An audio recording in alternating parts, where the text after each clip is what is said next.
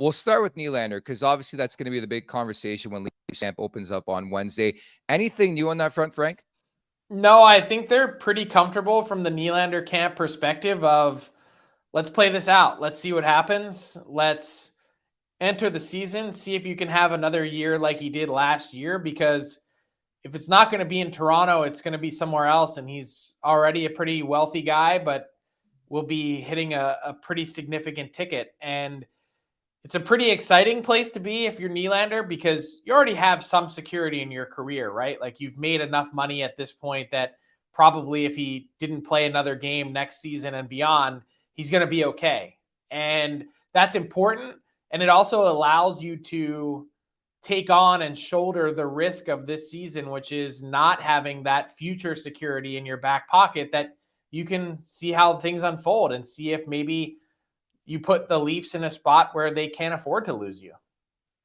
Yeah, and that's going to be obviously a big time story throughout this season, as you know. But like, to the best of your knowledge, did they seriously investigate anything with the big boys, namely Nylander, on the trade front? Do you know anything about that?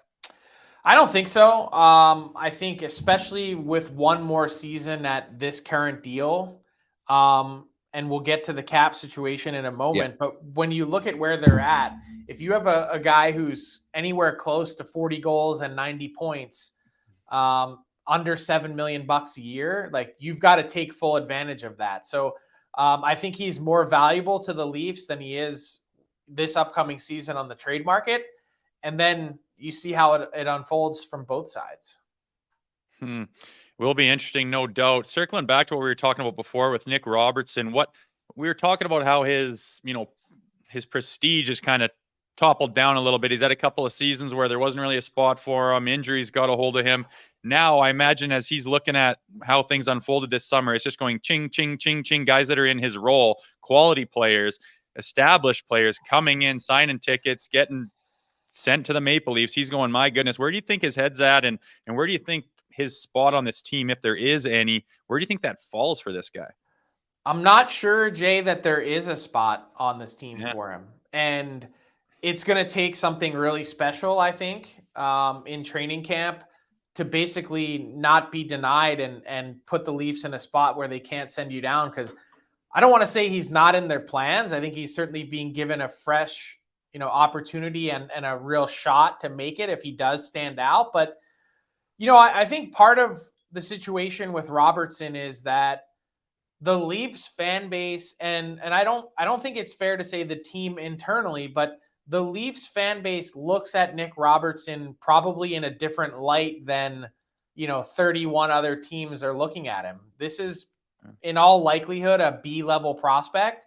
And I think you get enamored by certain parts of his game. I think you get enamored by the last name, watching his brother take off is probably not fair to call him a late bloomer, but when you see what Jason Robertson has done in Dallas, that you're wondering, can any of that rub off on Nick? And the injuries certainly haven't helped, but I think one of the big questions about Robertson's game is, if he's not scoring, what's he doing for you? And that's a problem that the Leafs would have to answer or solve for if they were to put him in their lineup on a nightly basis. So certainly not saying the door's closed. I just think it's a bit of a longer shot that he's someone that breaks through out of camp and is on this team.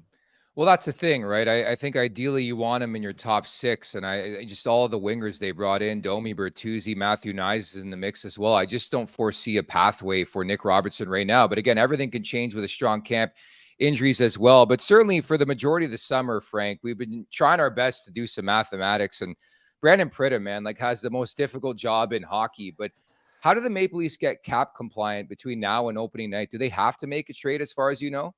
I don't think so. I think they're going to be able to figure something out. Obviously, you're looking at the numbers and you're saying, okay, Muzzin and Murray on LTIR, Robertson probably down in the minors, Martin Jones, of course, in the minors, one of your defensemen. You probably go with an opening night 20 and get as close to the cap as you can to set your number and then figure it out from there. I think, it's going to be close, but you're probably carrying the bare minimum that you need, which is one really nice benefit of having a team just across town in the Marlies that, you don't feel like you have to fly around with extra guys all the time because you don't really need to.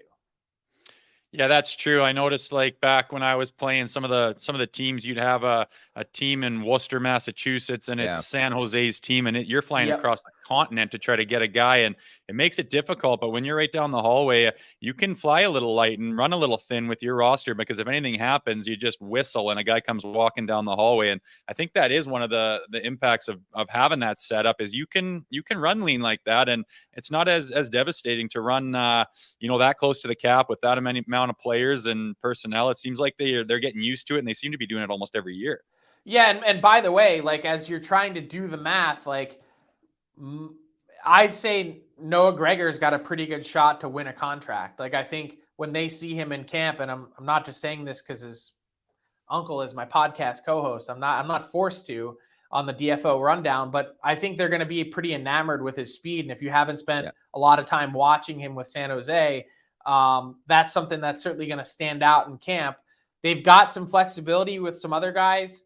Nyes, for instance, like even if he earns a spot, he could be one of those guys that's called up a day or two into the season because he is waiver exempt. So there's little flexible options like that that they can try and navigate around it, that they're pretty reasonably confident that this is going to be no issue.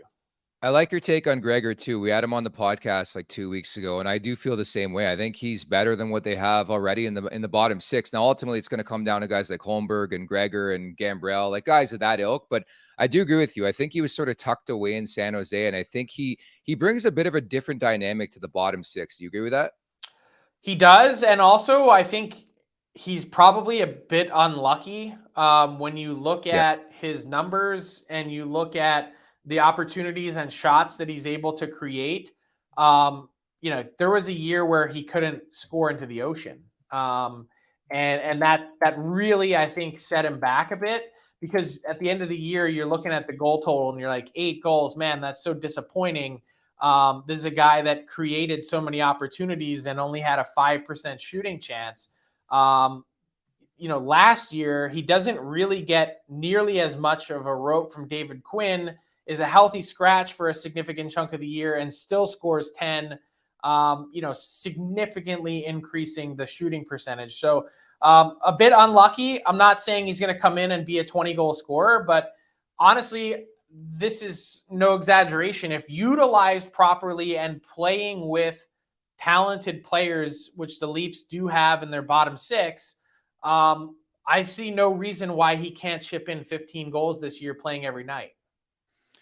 Speaking of that bottom six, specifically the fourth line, there's been talk lately in Leafs land about, having Ryan Reaves there and how effective is he going to be, and why do we have guys like that, and you take away from a better player. And I've noticed that the shift away from the tough guy, you end up getting a fourth line of guys who play the top six in the American League and like to score goals and be that type of player, but they get to the NHL. They're not good enough to knock those guys down. So they go down to the fourth line. They go down there. They're not scoring any goals. They're not doing anything.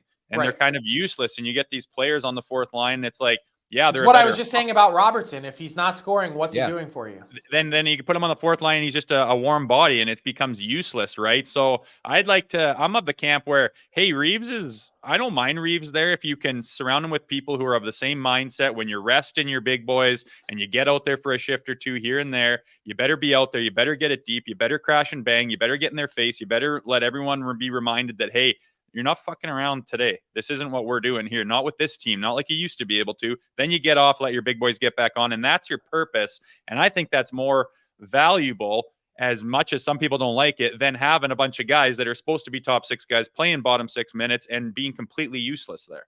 Yeah, I totally get what you're saying. And color me absolutely shocked that Jay Rosehill likes the Ryan Reaves edition. I mean, who could have seen that coming?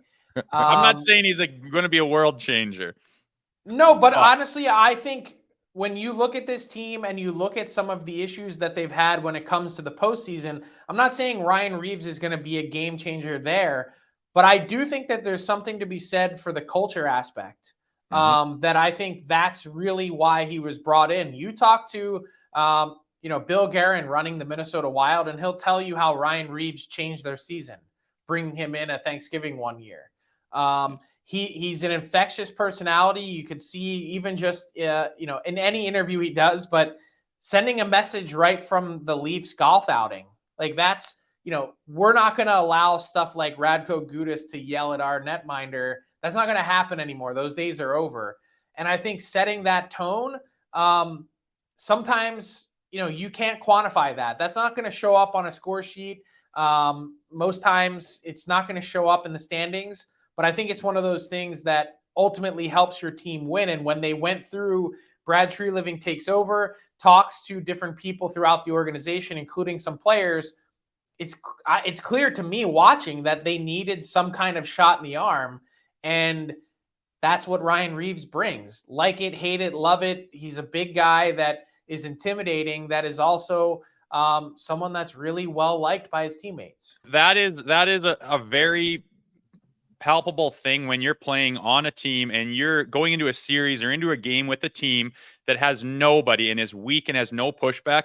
It's very noticeable, and you carry yourself different. And myself, as a guy who would go up against anybody, I'm going to watch myself a little bit more in how I conduct my actions on the ice with their star players, with their goaltenders, based on, do I feel like getting this guy in my ear right now screaming at me from the bench? And that goes through the whole team. And when you go into a series with a team like the Toronto Maple Leafs have been in the past, it's easy to be cocky and swaggery and shove this guy and let me grab Marner and let me shove Matthews and let me face wash this guy and let me scream in the goalie's face. You can do it because there's nothing, whether Reaves is in the best puck or not. It's just a culture thing. And when that guy's established and says, hey, not with this team, guys are going to realize when you come to Toronto, when they're in town, that stuff's a little bit off unless you're willing to step up and deal with the consequences. Yeah, and I think when you look, the Leafs had to make compromises here. They weren't able to keep all the pieces that they wanted to. They tried to make a push to re-sign Ryan O'Reilly. That's the same. It's a different kind because he also impacts on the ice. But in terms of culture, identity, toughness, team toughness, things like that, Luke Schenn is another guy. Obviously, they brought in those. Kyle Dubas, the previous regime, knew that this group, this team needed some of that, and recognized it last year at the trade deadline. They weren't able to keep some of those guys, so they had to go find a way to backfill it. And look, is anyone excited about a 3-year contract for Ryan Reaves at age 36, a guy that is already probably slowing down and has slowed down in a significant way? No, they're not. But sometimes that's the cost of doing business. There was someone out there, I believe, that was offering more on a 2-year deal that the Leafs had to then adjust and say, okay, we'll match it or beat it, but we have to extend it into a 3rd year to make the cap hit acceptable for us and our cap structure. That's essentially what they backed themselves into. But the key is that they recognize the need. It's funny because like the role reversal we're going to see in the media this year, how you're going to, and pardon the phrase from like wrestling, but the heels are going to become faces, the faces are going to become heels. You had so many Dubasites, and now you have people backing Brad Treliving. And along those lines, they bring in Max Domi, they bring in Tyler Bertuzzi. It's like sometimes in Toronto, we have no idea to talk about. So we talk about long-term contracts maybe coming up for both these guys. Do you think it's likely that one or both of these guys is sticking around past this season, or is it way too early to tell at this point? Can we get can their skates actually hit the ice first? Or they what? Can't, Frank. No. I mean, why? I mean, why? Is it possible? Is it yes? Is it likely? I'm not sure. I think there was certainly a hope that certainly from the Domi camp that they could get something done longer term.